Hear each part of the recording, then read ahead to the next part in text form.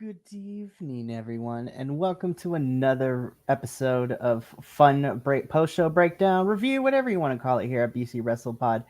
And welcome to Six Sided Scholars, your TNA pay per view review show here at BC Wrestle Pod. Of course, I am Mikey El Jefe of BC Wrestle Pod, and I will be holding it down for the TNA crew tonight as I am the only one who has made it through a week of sickness and illness and shows and other things to be here this evening. You are getting another pre-record because, yeah, it's crazy out here, but I wanted to make sure that there would be a review happening right now. And you know what? The show must go on. But I am here to review last week's TNA Turning Point pay-per-view. Of course, we had the Go Home Show Home review while the pay-per-view was airing. We've had about a week to kind of, go over it, and here we are. So I'm just going to jump straight into it. I don't feel like wasting anybody's time tonight. So let's get into it. So again, after coming off of a very crazy live episode, which was the first episode of TNA after a whole month of no content, no shows, no tapings, no nothing, where TNA couldn't help itself but get crazy. And, after only about having the title for 30 days and it being for his first title defense, Frankie Kazarian called a shot. Mike Santana lost the title. It's really, really crazy. But you know what? We're gonna keep going with TNA because I love you, TNA. You make some questionable decisions. It makes it really hard for other people, for me to recommend you to other people. But honestly, I like it. It's a lot. You're still a lot of fun, and you still have a pretty fun roster. Okay, so Turning Point took place Friday, November 14th from Full Sail University in Orlando, Florida. And we do have a pre-show match we're going to quickly talk about. So in our pre-show match, the countdown to Turning Point, we had a triple threat match between Jake Something, Mance Warner with Steph DeLander, and the Hometown Man. So I thought the match itself, because I don't want to spend too much time on it, I thought it was pretty decent. I didn't think it was anything to write home about, honestly, but it's really nice to see that we are beginning to utilize everyone on the roster. I do wish there was something more substantial for these three to do, but thanks to last night's episode of TNA, I think we are heading in some sort of direction for Mance, but nothing on Jake or Hometown Man here. But other than that, this was a fun triple threat. I like these three individually. I thought they did pretty decent for it, and Jake Something would end up walking away with the victory.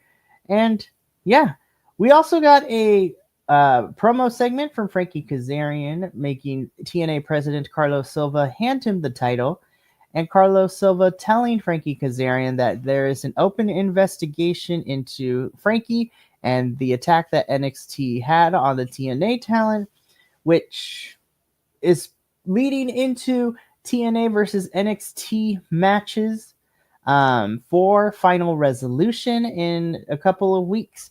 But other than that, this is definitely a storyline. I'll be completely honest, I don't think this is necessarily my favorite thing, given the fact that I felt that we kind of concluded the TNA versus NXT beef with Showdown back in October, but it seems that we're going to continue to do so, and we'll see where this goes.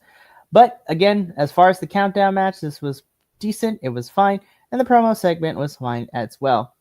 Now we can properly get into the main card. So, like we always do with any TNA pay-per-view, we opened properly with the recap of the events leading into the pay-per-view. But of course, we would get the recap of, the of Impact / TNA's wrestling the night before, and it immediately set the tone for what would end up becoming a chaotic night. We kick things off, though, with the Elegance brand kicking off the show with Kalani Jordan to defend the TNA Knockouts World Championship here. So it's Kalani Jordan versus M by Elegance. And honestly, I thought Kalani versus M had great energy right out the gate. Just to kind of give a little bit of a play-by-play, M jumped Kalani before the bell. Heather tried to get involved. The concierge ran interference, but the actual wrestling was clean and well-paced, in my opinion. Kalani hit a standing moonsault to the outside.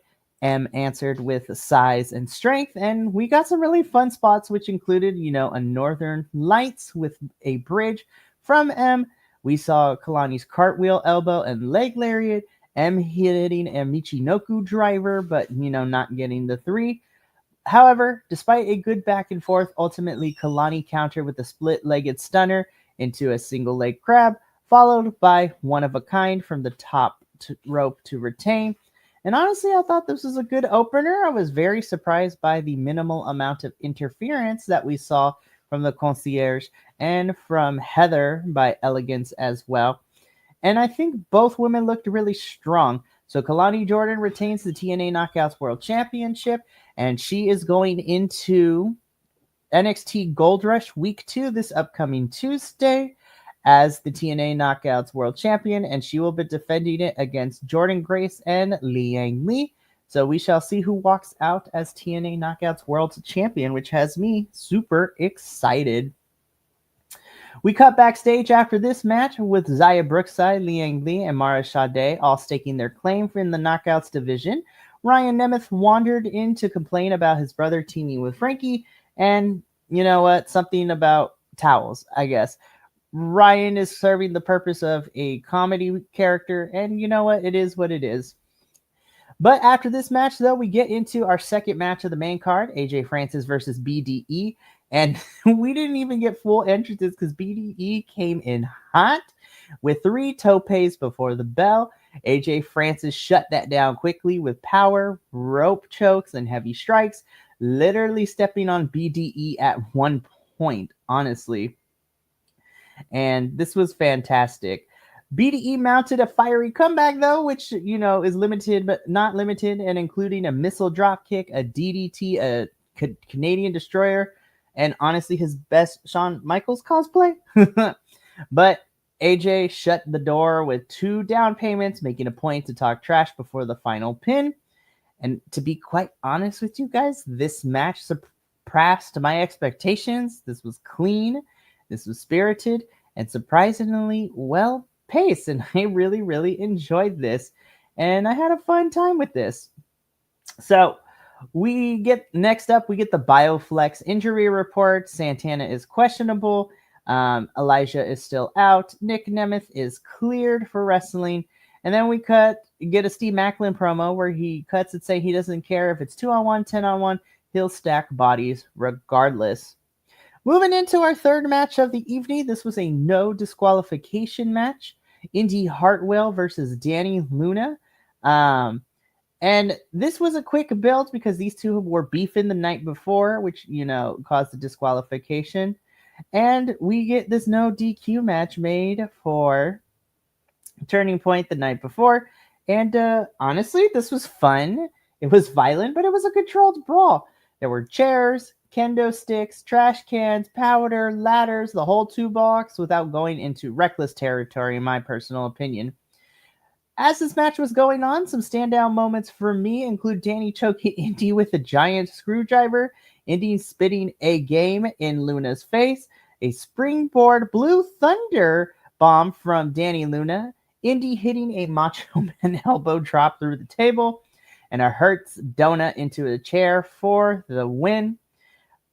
I wasn't sure how I felt because Indy has, for me personally, Indy has kind of been wavering and walking through everything. But honestly, I think Danny Luna is a really good opponent to have, and they both look great in this match. This match was chaotic in a good way. It was physical, and the crowd was definitely into it, which, of course, made me really into it as well.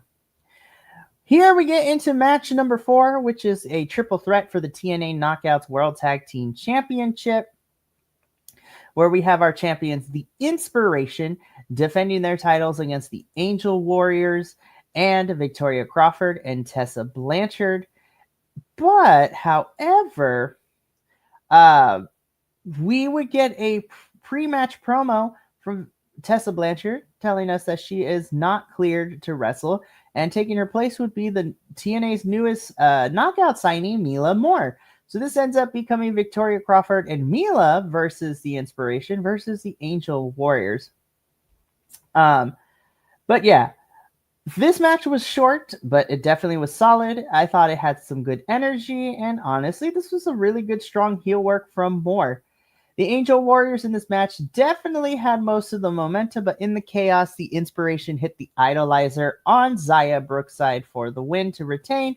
And again, short match, but it had a good energy, and it was pretty good. It was pretty decent. Not much to really say here.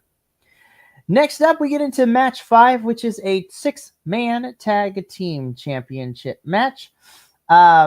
Cedric Alexander and the Hardys versus versus Order 4, which is Mustafa Ali and the Great Hands. And how do I put this nicely?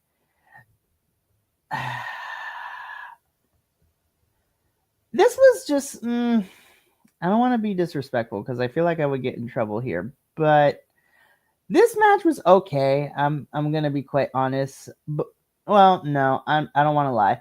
This one wasn't it for me, if I'm being completely honest.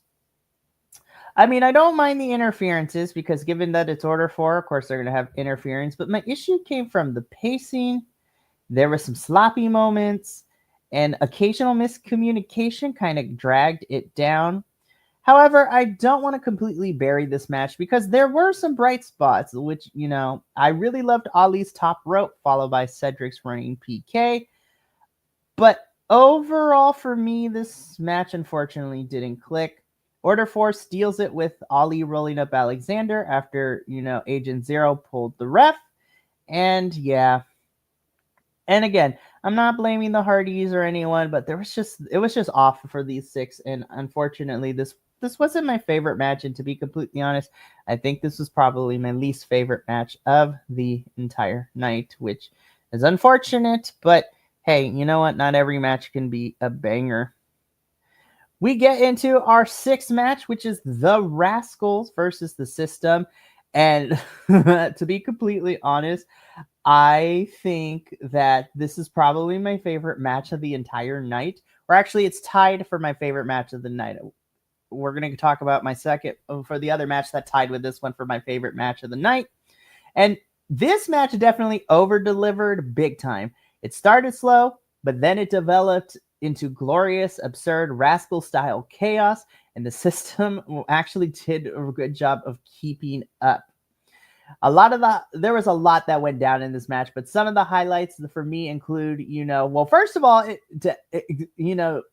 Desmond Xavier, formerly known as Wes Lee, is now with the Rascals again, and so the whole quartet of them is great. But again, I bring this up because one of my highlights includes Xavier kicking Moose in the head, Moose catching Xavier on a dive into an apron powerbomb, the flame on dive from Myron Reed, Zachary Wentz's splash save, a whole sequence of everyone hits everyone insanity, but of course the spiral tap from Xavier for the win. Again, this was one of the best matches of the night, and this was easily one of my personal favorites, which leads me into my other match that tied for my favorite of the entire night, the X Division title, Leon Slater versus Rich Homie Swan. And this was another standout match for me. TNA mentioned that this was Swan's first single match in a year, but don't let it, even with that being said, he looked hella sharp in this one. This one was amazing. I thought this match had a great mix of mat work, speed, strikes, and near falls. And there was a lot of good stuff in here. Slater's springboard corkscrew, Swan's lariat and cannonball, the Styles Clash tease, the cutter exchanges, Swan hitting a 450, Slater kicking out of 2.5 seconds, Slater closing with the top rope arm drag, the Styles Clash, and the Swanton 450. Leon Slater is up there, and honestly, I have already stated that Bandito is probably my favorite wrestler of 2025, but Leon Slater is definitely my standout of 2020, my young in charge standout for 2025. This kid is unstoppable. Rich Swann was also incredible in this match, and I had a blast. This was fantastic. I love it. So I don't have a lot of words to describe it because I was just making noises and screaming, and this was it was so good. And again, like I said, Leon Slater is fantastic. Rich Swann did the damn thing. Like, this was fantastic. After the match, though, TNA acknowledged the passing of Slater's grandma, which is a very nice and heartfelt, sincere, classy moment. And you know what, TNA, you make me mad sometimes with your booking choices, but I know you care about the talent, and I appreciate that. Alrighty, so let's get into our main event. Back that up, which is a tag team match: Mike Santana and Steve Maclin versus Nick Nemeth and our new TNA World Champion Frankie Kazarian. So yeah, this match was okay, and it served as a vehicle to tell the story with Mike Santana, because the whole entire night and leading into the event, TNA tried to play the media saying that Mike Santana wasn't answering phone calls, he wasn't reporting, to the tapings. And so Macklin started the match alone, and honestly, he held his own. He had an explosive start, big crosshairs, and huge energy. Santana's dramatic late arrival honestly is the story of this entire match. Once he tagged in, he wiped out Nemeth and Kazarian with fire despite the bad arm. And the finish saw Santana land spin the block on Kazarian for the win. Match was a lot shorter than expected, but that was clearly by design, because after the bell, Nick Nemeth tried to cash in his the call your shot, trophy, but NXT stormed the ring. They didn't just attack Nemeth and Macklin, they eventually turned on Kazarian too. Hardys and the security tried to get involved, but the NXT crew stand tall as the show ended, leaving Turning Point with a very Invasion-era cliffhanger feel. And yeah, that brings us to the end of TNA Turning Point. I thought this was a solid pay-per-view with a couple of standout matches, which of course includes the Rascals versus the System and the X Division Championship match with Leon Slater versus Swann. But it was offset by one dud, which honestly was the 6-man tag. There was definitely strong storytelling all night, and a closing angle. I feel like that's going to which leads into Final Resolution. And again, I said this last week during the TNA review with Radio Free Will, and I said that, I was very perplexed and annoyed with TNA's decision to strip Mike and to take the title off of Mike Santana, but I am willing to give it a chance. But damn, TNA, it makes it really hard. Like they really like to wrestle success out of they like to wrestle defeat out of the jaws of success, which is crazy. But again, we're getting Final Resolution, and I'm super excited to see what happens. And to be quite frank, and I'm looking forward to what is happening. I think Turning Point delivered. I think it was a really strong pay-per-view, but the taste of the night before was still lingering in my mouth, and it still is. But, I've had a week to think about it and to process it, and I'm fine with it. We are 2 weeks away from Final Resolution, which is going to be an interesting pay-per-view. Before we sign off for the evening, though, I do have an announcement in regards to our TNA team, and then a couple other announcements before, we go off the air. So since March, we've expanded our TNA team to a quartet, which includes myself, Papa Oso Will, JT, also known as Zen the Raven, and our other Will, Radio Free Will. However, moving forward, it is going to just become a trio of myself and the Wills, because JT's work schedule will not allow him to be able to be on our review for TNA at the times that we do. So unfortunately, he is going to take a bit of a brief hiatus until his schedule changes once again, and who knows how long that is. But he is a family member here at BC WrestlePod, and he'll be popping up in here ever so often whenever he can, and in other places as well. So go show him some love. We love him. And you know what? It was a true pleasure working with him, and I look forward to seeing him again when his schedule kind of, settles down a little bit. But we also have some other stuff going on, which I'm super excited about. Tomorrow is a double feature. In the morning, myself and Benny, will be reviewing Defy Wrestling's Aeon, which is going to be a lot of fun. The card looks like a really fun time. And then later that night, me and Benny will be doing a live watch along for AEW Full Gear. It's going to be a lot of fun. I can't wait. The card looks really fun, and it's going to be super exciting. Then on Sunday, we wrap up the week with our WWE review for Raw and SmackDown, and we will also be giving our predictions for Survivor Series, which is a week away, and it looks kind of crazy. And I'm looking forward to it because I will be there live, so it should be fun. But that's going to be it for us here at Six Sided Scholars. Thank you so much for tuning in and watching me review Turning Point. We will be here.